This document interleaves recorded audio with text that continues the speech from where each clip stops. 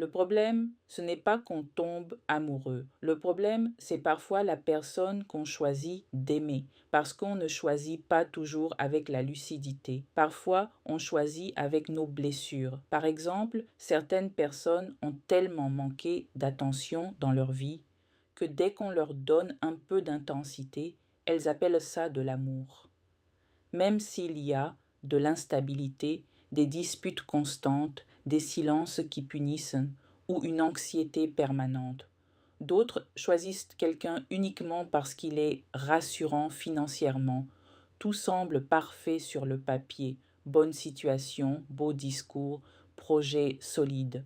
Mais quelques années plus tard, elles réalisent qu'elles vivent avec quelqu'un qui ne les écoute jamais vraiment.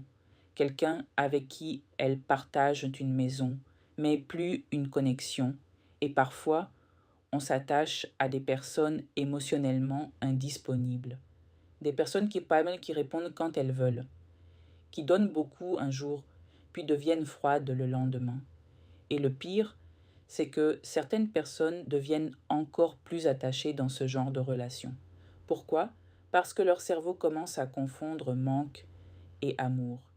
Il y a aussi des personnes qui restent uniquement à cause du temps investi. Elles voient les signaux, incompatibilité, manque de respect, vision opposée, fatigue émotionnelle. Mais elles se disent, j'ai déjà donné 5 ans, je ne peux pas partir maintenant. Et parfois, le problème commence dès le début.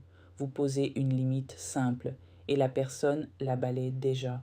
Vous exprimez un besoin et elle vous fait culpabiliser.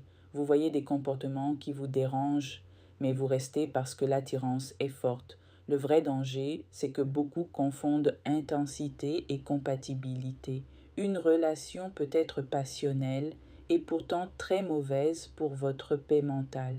Vous pouvez aimer profondément quelqu'un qui ne sait pas communiquer, qui ne veut pas évoluer, qui vous épuise émotionnellement ou qui vous fait constamment douter de votre valeur. Et souvent, les gens ne tombent pas amoureux de la réalité. Ils tombent amoureux du potentiel, des souvenirs, des rares bons moments ou de l'idée qu'ils se font de la personne. Le vrai amour de votre vie ne sera pas forcément la personne qui vous a fait ressentir le plus d'émotions.